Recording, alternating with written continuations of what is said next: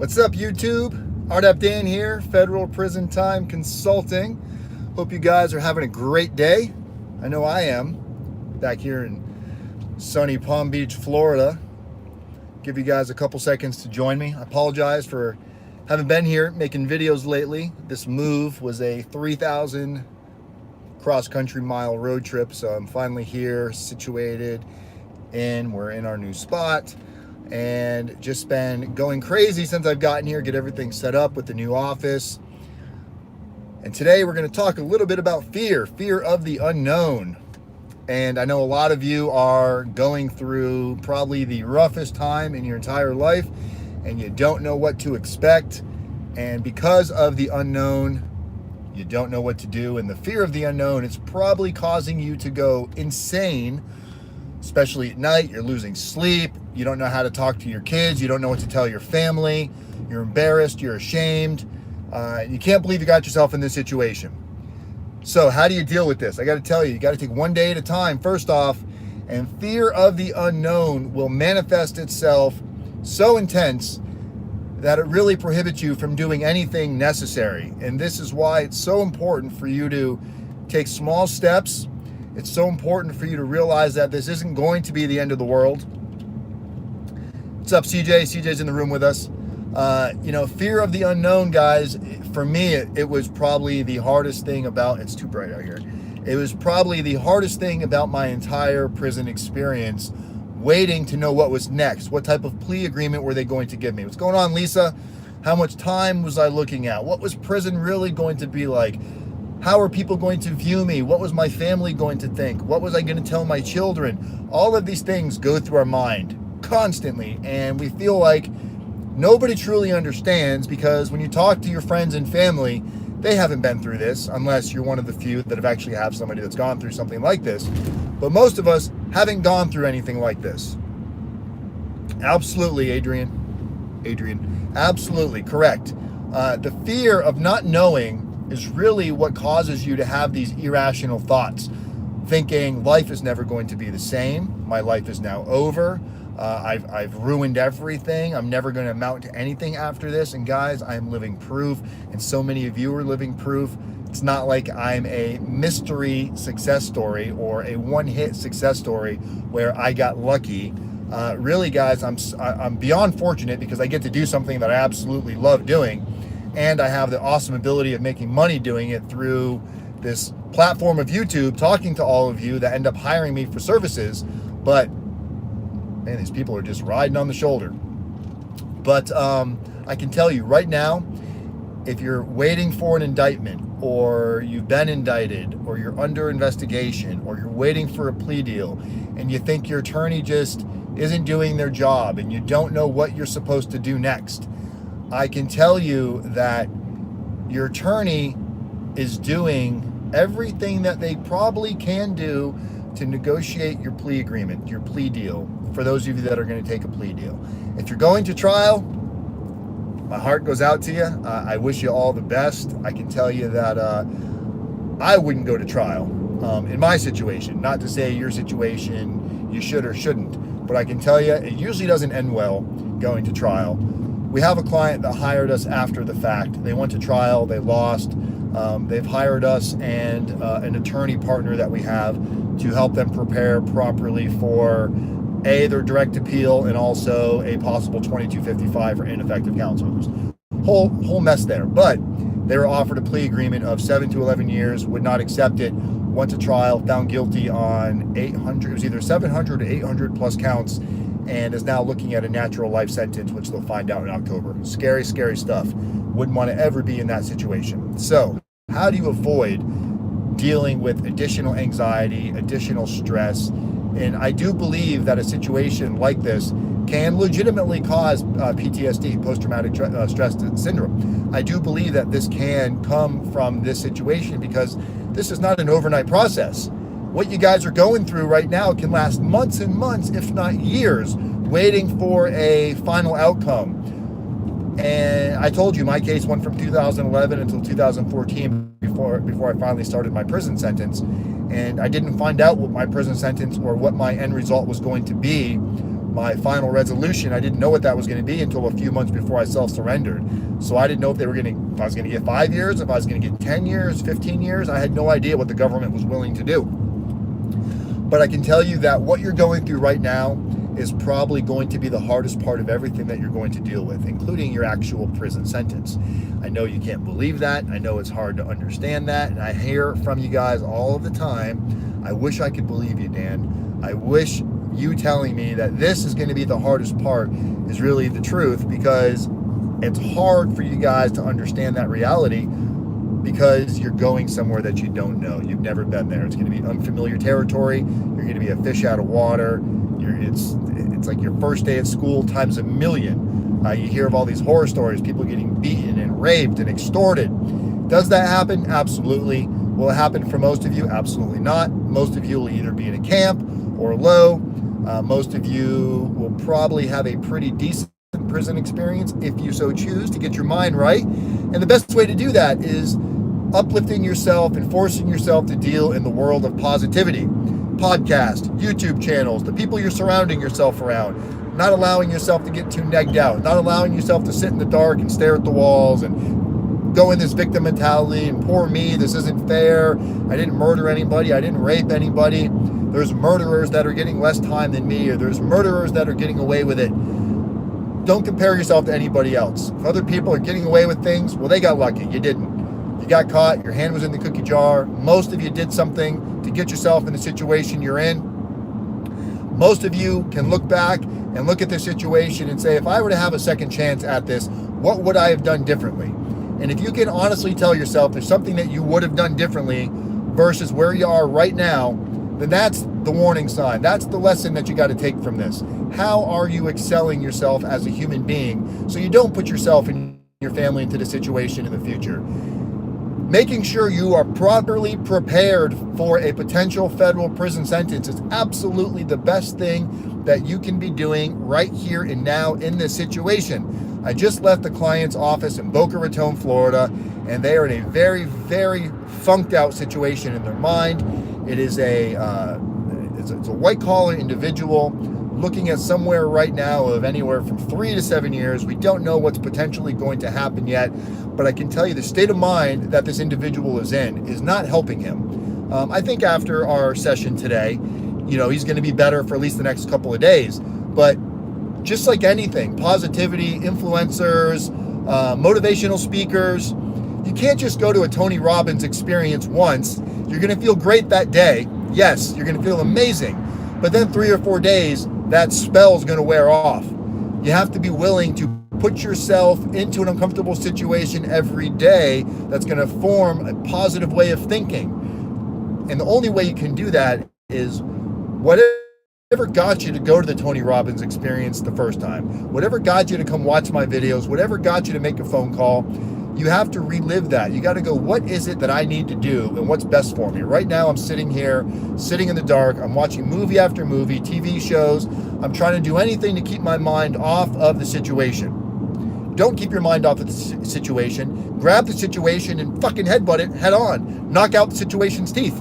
Because if you don't, it's going to control you. You got to look at it as whatever your demons are that you're fighting with, nothing you do or say is going to make them go away. They're standing right next to you. They're doing pull-ups, they're doing push-ups, they're lifting weight, they're shooting steroids, they're eating cans of spinach, and they're just waiting for you to have a weak moment so they can overtake and expose that weakness and manifest it and make it grow into something deeper. You want to relate that into God versus, good versus evil, God versus Satan. Well, whatever you need to tell yourself to get yourself back on that horse and do what's necessary. If you're sitting there right now and you're feeling sorry for yourself, stop. Just stop. Call me up and we'll talk about it. Getting prepared for prison is easy. It's making a decision to do it is what's hard. It's procrastination makes your life miserable. There's all of these little things that you should be doing that you're putting off. And when you keep putting off little things every day, those little things pile up. And before you know it, those little things are now mountains because you got so many of them to deal with. It's like a bunch of little bumblebees, cockroaches, mosquitoes flying around you. And where you should have just taken care of the problem early on, you allowed it to manifest to where it is. And now you're thinking to yourself, well, it's too late. What am I going to do now? It's not too late, guys. It's not too late. Preparing for prison, you got to think about the pre-sentence investigation. You got to think about your narrative. You got to think about your character reference letters. You got to think about how you're engaging in the community. You got to listen to these success stories. When you see our clients that receive probation and our clients that receive ridiculously short sentences versus what they should have received, don't find a way to justify yourself not picking up the phone. Don't find a way to justify not spending the money. Tell yourself, okay, what are they doing that I'm not doing right now? What are they doing with Dan and his team that I'm not doing with myself and my attorney? And if you can look at the situations, you can compare them side by side, look at a chart, look at a comparison, and say, this is what they're doing, this is what I'm currently doing, this is what I'm not doing, and this is probably everything you're doing is perfect right now, then you're probably your own worst enemy.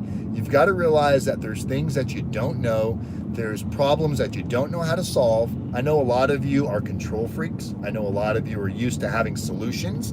I know a lot of you are fixers. A lot of you in your life, you've always been the one to fix other people's problems.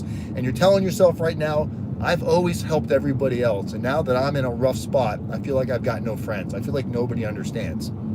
Hey, you don't do good things because some days people are going to do good things for you. You don't do a favor for somebody with the thought process of, well, that person's going to do something for me later on. This isn't, you're not doing, it's not an extortion type of a situation. You should be doing the right thing for the right reasons because it's the good thing to do. It's putting positive energy out there. So because your friends and family maybe aren't there for you right now, or maybe they don't understand what you're going through, don't fault them for that. They didn't put you in this situation. And if they did, then again, I think you're blaming them because nobody twisted your arm to do whatever it is you did. If you broke the law, if you cheated your taxes, if you, whatever it is, white collar crime, nonviolent first time offender situation, unless you murdered somebody, raped somebody, and you're going to prison for the rest of your life, most of you are going to have an expiration date. You're going to get out of prison. You're going to have a second chance at life. And if you make proper decisions now and you understand how to mitigate what you're facing, there's a reason why I was sentenced to 42 months and only served 13 months. It wasn't luck. It wasn't I was in the right place at the right time. It was I understood early on that I need to take ownership. Exactly what Adrian just said. It stole the words out of my mouth. I was able to take ownership sooner than later. Now, I didn't take it soon enough. When I was going through my pretrial experience, I was very much not in ownership mode. I was very much in victim mentality mode. I felt like somebody fucking owed me something, and I felt like the government was out to get me. Nobody understood, and it just, plain and simple, it wasn't fair. I went to prison. I got sentenced to 42 months. My personal narrative was horrible. My character reference letters were garbage. I thought they were amazing. The people that helped me write my letters, my friends and family, they put their heart and souls into it. But what I learned later on in life, which I'm hoping I can downward departure this information into your mind, upload this right now. If you're paying attention, take what I'm saying to heart and realize that the letters that the average person writes is so common. And it looks like every other letter, because when we go into the self-preservation mode, where we feel like we're in a self-defense stance, our backs are to a corner, and we think we have to glorify the good things we've done in life. I'm a great parent. This is going to be hard on my children. I have a sick mother. I have sick kids. I'm the sole provider in my household. I have a child that's got some kind of an ailment, whether it's cancer or special needs, and we start to fall back on these and use these as crutches and use these as shields and excuses, when really we don't give a fuck about any of those things, because if we did, we would have thought about that before we committed the crime. And you know what? That's exactly what Judge Moore, my judge in the Southern District of Georgia, told me. Mr. Wise, I hear everything.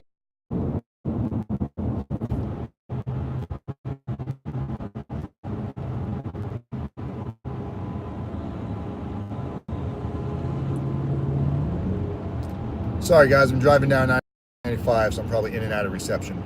But video in a couple of days. The office just got set up, finished getting set up today, so I apologize. But I really want to reach out to you guys. So if you're dealing with stress right now, give me a thumbs up in this room. If you're dealing with stress right now, leave a comment in this video, because something that you're going through could relate to somebody else and what they're going through. We're going to be doing some big things here to share stories, success stories with you guys. and we're going to look at some podcast studio tomorrow where we might be hosting a new podcast in addition to the YouTube channel. You know, again, I'm so blessed. I'm so fortunate in life that I've turned. My life was in shambles prior to all of this, guys. It really was. Prior to going to prison, I felt like I had things under control, but I really didn't. I was making a bunch of poor decisions. That's what ultimately led me to prison. You know, I was in and out of bad thought patterns, never making the right choices, never making the right decisions, burning bridges, taking advantage of the weak, exposing other people, really focusing and eating people alive. Finding where people's weaknesses were, finding out where soft spots were, and exploiting the shit at it to get what I wanted out of something. And it's been a really hard road for me to admit this, and to admit this openly into a world of YouTube, to where people can say some really fucking hateful, mean things. And I hear it all the time. I get all these personal messages. You're a scumbag. You're taking advantage of people. You're ripping people off in their darkest time. And if you believe that, I'm sorry. But I know why I'm doing this, and I know intentions don't matter. I do have good intentions. We have great follow through. We have a great program. We've helped many of you that have reached out and told us that without you, we were going to commit suicide, or I was going to commit suicide, or I was going to go on the run, or I thought my life would be over. I'm here to tell you, your life is not over. I've taken my negative experience, I've turned it into the most beautiful experience I've ever had in my entire life. And because I did that from passion, it's turned into a business. It's turned into a business that is thriving, that is growing, that is lucrative, that I'm blessed, and I'm not embarrassed to talk about it. I tell everybody what I do. I could be we went to a very, very upscale restaurant over the weekend, sitting in these nice VIP booths with millionaires. And when they asked me, what do you do? I'm a prison consultant. What does that mean? Well, I help people prepare to go to prison. Well, what does that mean? Well, I went to prison, and I use my experience now to help other people not have to deal with the same fear and anxiety of the unknown that I had to deal with. And of course, I get looks, I get judgmental thoughts, I get people that will no longer associate with me. I don't need those people in my life. The people I need in my life are right here on this channel and the small circle of friends I have out there in the world. There's enough people that are willing to do the right thing for the right reasons. And when you do that, things fall in place, guys. Pick up the phone. Give me a call now, 509-434-4695. Come check out our website. We're transferring everything over. You can still go to rdapdan.com, but the new website platform is going to be housed on federalprisontime.com. So federalprisontime.com, that's actually the name of our company. I don't know why, we never had the website for that. But federalprisontime.com, CJ just posted the number in this room. Ches, post the web address, post your email, post Jenny's email. Let people know how to get a hold of us, because we can help you change your life, and not just by shortening your sentence, but by changing your mindset on the experience of what you're going through. You don't have to do it alone. We're here to help. I'm RDAP Dan, Federal Prison Time Consulting. People helping people, communities method, one day at a time. I love every single one of you guys, and I will be back on a normal schedule starting next week.